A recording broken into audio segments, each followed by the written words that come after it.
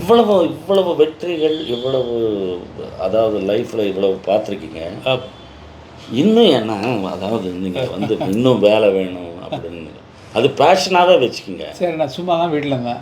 எதுக்கு எனக்கு வேலை கூப்பிட்டு என்ன கூப்பிட்டு நீ நான் தேவைன்னு தானே கூப்பிட்றேன். இல்லைன்னா இந்த அனுபவம் மக்களுக்கு தெரியணுன்றதுக்காக.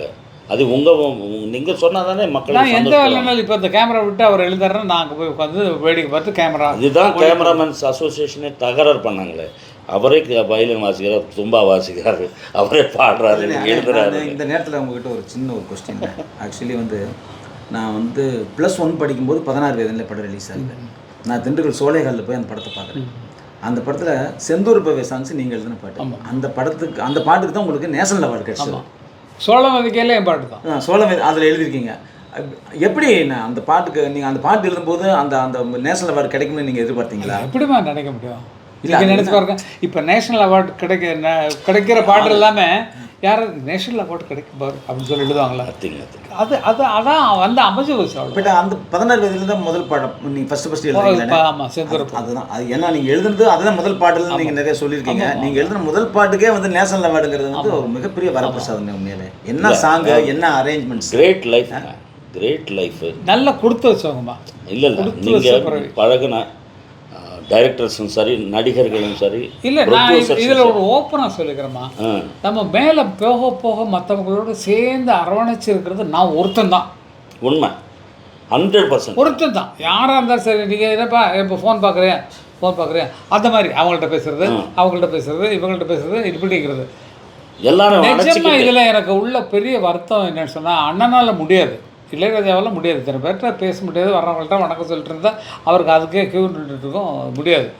இப்படி இருக்கிறதுல எவ்வளோ சந்தோஷம் இல்லைன்னா அவரை வந்து நம்ம ஒரு தாட்டில் ஒரு வேவ்லென்த்தில் போகிறாருன்னு கூட சொல்லலாம் இல்லையா? எஸ்பிபி அண்ணா இருக்கார், அவர் வந்து எல்லாரையும் அப்படியே அரவணைச்சு போவார். யேசுதாசன்னா கொஞ்சம் மூடியாக இருப்பார், கொஞ்சம் நேரம் நல்ல ஜாலியாக பேசுவார். திடீர்னு வணக்கம் சொன்னால் எப்படியே பார்த்துன்னு இருப்பார். அவர் மைண்ட் எங்கேயோ இருக்கும். அதனால அவங்கள இல்லை, அது வந்து இல்லை, அவங்கள குற்றம் குற்றம் சொல்ல. ஏன்னா ஒரு கேரக்டர்னா நீங்கள் வந்து 10,000 பேர் அப்படியே மைக்க வச்சு 5 மணி நேரம் அப்படியே உட்கார வச்சுருவீங்க. இல்லை, அப்படியெல்லாம் கிடையாது. அவர் வந்து ஒரு தவ வாழ்க்கை. ஏன்னா இவர் சொல்கிறத மறுக்க இல்லை இவர் சொல்கிறத மறுக்க 5 மணி நேரம் உட்கார வச்சுருவார் இவர் என்னாரு. அப்படிலாம் இல்லைன்னு சொன்னீங்களா? அதுக்கு அர்த்தம் சொல்லுங்கள் எனக்கு.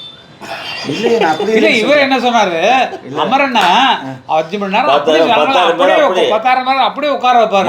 அப்படின்னா நீங்க என்ன சொன்னீங்க, மறுபடியும் ரீவைண்ட் பண்ணி ஷார்ட்டை போடுங்க. அப்படி இல்லை அப்படின்னு சொன்னீங்களா? அப்படி இல்லைன்னு சொல்றது காரணம் இல்லை, தவ வாழ்க்கைன்னு சும்மா கரெக்டாக பண்ணணும். தவ வாழ்க்கைன்னு அது வந்து எப்படின்னா, ராஜா சாரை பற்றி இந்த இடத்துல நான் சொல்லி ஆகணும். காலையில் புயல் அடித்தாலும் சரி, மழை அடித்தாலும் சரி, 7 மணினா 6:55 வந்து அந்த பிரசாத் டீலக்ஸில் வந்து ஆமாம் உட்காந்துருவாரு. யார்கிட்ட பேசுறதுல அப்படின்னா அவருடைய சுவாசம் எல்லாமே இசைதான், மியூசிக் தான், வேற. ஏன்னா நீங்க சொல்றீங்க இன்னும் அவர் ஏன் ஈஸியா எல்லாரும் நெருங்க முடியலன்னா அதுக்கு காரணம் உண்டு. ஏன்னா அவர் நீங்கள் ஒரே ஒரு காரணம், அவர் எல்லாத்துக்கிட்டும் நெருங்கிட்டு எல்லாரும் ஃப்ரீயாக பேசிட்டு இருந்தாருன்னா இத்தனை இப்போ இவ்வளோ பாடல்கள் இவ்வளோ படங்களுக்கு மியூசிக் பண்ணியிருக்கவே முடியாது. பிகினிங்கில் என்ன பண்ணணுமா, நாங்கள் உங்களுக்கு தெரிஞ்சுக்கிறத, வேதாத்ரி மகரிஷின்னு ஒருத்தர் சுவாமிஜி இருந்தார். ஆழியாரில் லாஸ்ட் நான் ஃபஸ்ட்டு கதை சொல்கிறேன். அவர் ஆமாம் இல்லைப்பா, நான் சொல்கிறேன். அவர் வந்து இருந்தது இது ராயபுரம் பக்கத்தில் தான் இருந்தார். இருந்துட்டு ஃபஸ்ட்டு அவர் வந்து ஒரு இது ஆரம்பிக்கிறாரு. பாண்டி பஜாரில் ஒரு ஹோட்டலுக்கு மேலே ஓலை கொட்டாய் போட்டு அங்கே வச்சுருக்காரு. நானும் லெனினும் தான் போனோம் ஃபஸ்ட்டு ஸ்டூடெண்ட்ஸ். போயிட்டு அப்புறம் தான் மெடிடேஷன் இது ஆரம்பிச்சது. எங்கே போகிறீங்க அண்ணங்க பாரு, எங்கே போகிறீங்க நீங்கள் என்ன காலையில் 5:30 மணிக்கு இன்னொன்று இல்லை ஒரு தியானம் கற்றுக்கிறதுக்காக வேதாத்திரி மகரிஷி இருக்காருன்னா அவர்கிட்ட போகிறோம்னா அப்படியே சொல்லி விட்டார். அதுக்குள்ளே அவர் வந்து இடம் மாற்ற ஏஜிஸ் காலனி வந்துட்டார். வந்ததுக்கப்புறம் அண்ணா நாங்கள்லாம் சேர்ந்து அந்த மெடிடேஷன் போனோம். அதில் அவருக்கு பிடிச்சிச்சு. அதுவும் இல்லாமல் என்னென்னா, நானும் லெனினும் ஓவர் பக்தி. இப்போ பீம்சிங்கோட பையன் பெரிய டைரக்டர், அவங்க பையன், அவருக்கு எனக்கு ஸ்பிரிச்சுவல் டச்சஸ் நிறைய உண்டு. நானும் லெனின் என்ன பண்ணோன்னா, ஒவ்வொரு பௌர்ணமிக்கும் காமாட்சி அம்மன் கோயிலுக்கு போகிற பழக்கம் உண்டு. அப்போது வந்து மறுநாள் ரெக்கார்டிங் கொஞ்சம் லேட்டாக தானே போவோம். லேட்டாக போகிறோம், என்ன லேட்டு இன்னொன்று இல்லை இதுக்கு காமாட்சி கோயிலுக்கு போயிருந்தோம் நானும் இல்லைன்னா பௌர்ணமி பூஜைக்குன்னொன்னே. அதுக்கப்புறம் நெக்ஸ்ட்டு அவருக்கு பௌர்ணமிக்கு வர்றதுக்கு ஆன்மீகம் ஆரம்பிக்கிறதுக்கான வழியை சொல்கிறேன். வந்துட்டு பார்த்துட்டு போகிறீங்களான்ட்டு தான் அதில் அப்புறம் ஜாயின் பண்ணார். இப்படி அவர் ஆன்மீகத்தை வளர்த்துட்டு அதுக்கப்புறம் பார்த்தா எங்களெல்லாம் பீட் பண்ணி போய் தனியாக உட்காந்துட்டார். இதுக்கப்புறம் என்னென்னா காலைல 6:30 மணிக்கு வர்றாரு, 6:45 வருவார். வந்தால் நான், சௌந்தர், அண்ணா 3 பேரும் ரூமுக்குள்ளே போய்ட்டு அண்ணாவுடைய கம்போசிங் ரூமில் ஹார்மோனியம் இருக்கும், பசங்க குத்தவர், ஒரு ரமணருக்கு ஊதுபத்தி ஏற்றி வச்சுப்பார். அப்புறம் 3 பேரும் மெடிடேஷன் உட்காரும். மெடிடேஷன் உட்காராமல் கம்போஸ் பண்ண மாட்டார். அப்போ உட்காரோம். அப்போ அதை சார்ஜ் ஏற்றிக்கிறது இல்லை. அதுக்கப்புறம் ஃப்ரெஷ்ஷாக பண்ணாருன்னா ஹார்மோனி தொட்டாருன்னா அவ்வளோதான், முடிஞ்சு போச்சு கதை.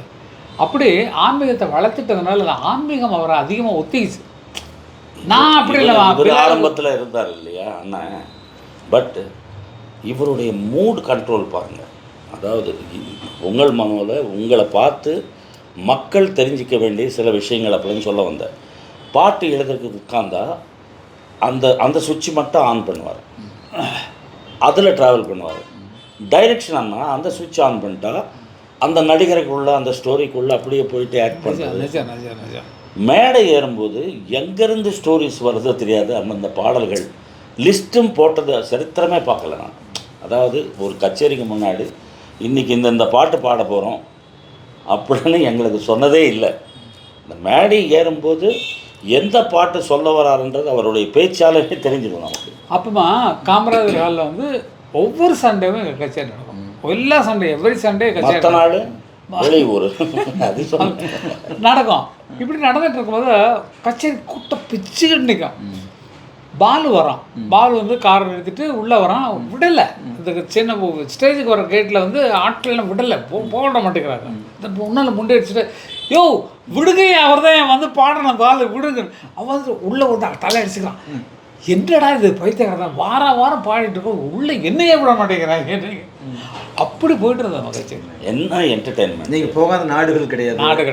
நீங்கள் பண்ணாத இடங்கள், அதாவது நீங்கள் கச்சேரி பண்ணாத இடங்கள் வந்து இந்த வேர்ல்டில் எந்த இடமும் எல்லா இடத்துலையும் எல்லாம் போகாத. உங்கள் பாஸ்போர்ட் எடுத்து பார்த்தா அத்தனை நாடுகள் நீங்கள் போயிருக்கீங்க. இதில் என்னுடைய ரிக்வெஸ்ட் என்னென்னா, இவ்வளவு இதுலேயும் சக்ஸஸ்ஃபுல்லாக ட்ராவல் பண்ணார். நம்ம எடுத்த ஒரு வேலை ஒழுங்காக நம்ம பேஷனோட ஒரு இன்ட்ரெஸ்டோட அது பண்ணால் என்றைக்குமே சக்ஸஸ் அப்படின்றது நான் இல்லை. என்னை பற்றி நான் சொல்லுகிறேன்னு நினைக்காதுங்க. தரிசி இது வரைக்கும் என்னுடைய பாடல்களை சேகரிச்சுட்டு வரேன். புக்கு போடுறதுக்காக அண்ணன் சொன்னால் நீ தான் ரிலீஸ் பண்ணோன்னா 170 பாட்டு வரைக்கும் இப்போ கலெக்ட் பண்ணியாச்சு. ஒன்லி இளையராஜா மியூசிக்கு என்னோடய மியூசிக் தான் வந்திருக்கு. எந்த மியூசிக்கெல்லாம் ஓரமாக வச்சுட்டேன். ஏன்னா அது கூட இப்போ ஏழுங்க, அது நீங்கள் எல்லாருக்கும் எழுதின பாடல்கள் வெளியே 2 ஃபேமஸான சாங் போட்டு ஒரு சாங் என்னது இன்சர்ட் பண்ணிக்கலாம். இல்லைன்னா என்ன பாட்டுன்ற சொல்லக்கூடாதுல்ல. அதுக்காக வியாபாரம் புக்கு விற்கணும். அதே மாதிரி மற்ற மியூசிக் ரைட்டர் சாங்ஸு கலெக்ட் பண்ணிகிட்ருக்கேன். சங்கர் கணேஷில் ஒரு 20 பாட்டு எழுதியிருக்கேன். உங்கள்கிட்ட எழுதியிருக்கேன். ஆமாம், வால்யூம் 2 அதில் வரும். அதில் வந்துடும். எனக்கே ஒரு 15-20 பாட்டு எழுதியிருக்கீங்க. ஆமாம். நான் வந்து அதுக்கப்புறம் போடுற புக்கு என்னுடைய வாழ்க்கை சரித்திரம், உங்களை எல்லாம் சந்திச்சது, ஒவ்வொருத்தரை பற்றியும் ஒவ்வொரு புக்கு போட்டு வியாபாரம் எல்லாம் வாங்கணும். நான் வந்து புக்கை இங்கே வச்சிருவேன். நீங்கள் உங்களுக்கு புக்கு வேணுன்னா மனோட்ட நீங்கள் ஃபோன் பண்ணி கேட்டு வாங்கிக்கோங்க. சத்தியம் அந்த மாதிரி உங்கள் மாதிரி அதில் இவர் பெரிய மனசு என்ன தெரியுங்களா, ஒரு 100 புக்கு விலை கொடுத்து வாங்கிட்டு அவருக்கு தருவார். ஆமாம், 100%. ஆமாம் ஆமாம். ஆனால் உங்களுக்கு என்ன செஞ்சாலும் அது வந்து நிறையாகாது. ஏன்னா நான் இதுக்கு பேட்டிக்கு வரேன்னு சொன்னேன். ஆனால் என்னால் 5,000 தான் தர முடியும்னா நீங்கள் வந்து அதுக்கு நான் அது கூட சொல்லலை, அது வேறு விஷயம். நல்ல சாப்பாடு இருக்குது. அப்போ சாப்பாடு நன்மையாக சொல்லுவார் அவர். சாப்பாட்டுக்காக அலைஞ்சிட்டு விலை மதிப்பில்லாத ஒரு செக்கு தரான்னு கையெழுத்து போடாமல் இல்லை, அது செக் வச்சு ஞாபகார்த்தம் அது இருக்கும். இல்லை உண்மையிலே ரொம்ப சந்தோஷமாக அன்பே சிவம்னு. ஆமாம், வேறு எதுவுமே இல்லைண்ணே. அன்பே சிவத்துக்கு நமக்கு என்ன சம்பந்தம்? அந்த படத்தில் நம்ம இல்லை, அந்த படத்துக்கு இல்லை, அன்புதான் சிவன் அப்படின்னு சொல்ல. அன்பு கிருஷ்ணா கிடையாதா, நாராயணா கிடையாதா? எல்லாமே உண்டு. அன்பு ஐயப்பா கிடையாது, அம்பாள். அன்பு வந்து அல்லா கிடையாதா, பரமான். எல்லாம் அன்பே தெய்வம். அவ்வளோதான், அன்பே தெய்வம். நிஜமா நிஜமா நிஜமா. அண்ணா நீங்கள் ஒரு எத்தனை படத்துக்கு நீங்கள் மியூசிக் நிற்பீங்க? 186 படம். என்னண்ணா அசால்ட்டாக சொல்றீங்க, சாதாரணமாக சொல்கிறீங்க. 186 படம் பாருங்க. 186 படம். 186 படம். ஒரு படத்துக்கு 5 பாட்டு வச்சா கூட 5 கிட்டத்தட்ட 1000 எவ்வளோ பாடல்கள் பண்ணியிருக்கீங்க நீங்கள்? நினைச்ச பாட்டு எல்லா ஆர்டிஸ்ட்டுக்கும் பண்ணிட்டீங்க நீங்கள். சத்யராஜ் இல்லை, அது பெருமையாக அவரை பேசி இது வரைக்கும் பார்த்ததில்லை இந்த விஷயங்கள் எல்லாம். இல்லை, இதெல்லாம் சொல்லிட்டு என்னது நம்ம சிம்பிளிசிட்டி தான் மக்கள் கற்று. இதெல்லாம் பேட்டிக்கு எவன் வர்றான், அண்ணா நீங்கள் வந்து 186 படம் மியூசிக் பண்ணிருக்கிறீங்க, இதை 100 இல்லை ஏறக்குறைய 700 பாட்டு வரைக்கும் நீங்கள் பாடிருக்கிறீங்க, ப்ரைவேட் இல்லை ஆல்பம் இப்படியெல்லாம் பண்ணியிருக்கிறீங்க அப்படிங்கிறத சொல்ல வேண்டியது கூப்பிட்டதை யார்? இது அன்னமாயா சொன்னாதான் அழகா இருக்கும்னு தான் இது அந்த பாயிண்ட் ரைஸ் பண்ணேன். நன்றி வணக்கம் மக்களே, நன்றி, மீண்டும் சந்திப்போம். நன்றி வணக்கம், தேங்க்யூ தேங்க்யூ. ரொம்ப நன்றிங்க. ரொம்ப இது வந்து ஒரு யூஸ்வல் பைட் இல்லாமல் எங்களுடைய கலாட்டாவும் நாங்கள் இப்படி தான் இருப்போம். அதுதான் நீங்கள் வேறு மாதிரி நினைக்காதீங்க. நீங்கள் அந்த படத்தில் இப்படி அதெல்லாம் வராது எங்களுக்கு. நாங்கள் இப்படி தான் இருப்போம், எப்போதும் இப்படி தான் இருப்போம். எப்போதும் ஜாலி கிண்டல் தான். உங்கள் வீட்டுக்கு எப்போ சாப்பிட வரணும் தேதி சொல்லுங்கள், 3 பேரும் வரோம். ஆக்சுவலி உங்கள் மனோ சேனல் இன்னைக்கு கலாட்டா சேனல். நன்றி வணக்கம். வாழ்க வளமுடன். வாழ்க வளமுடன்.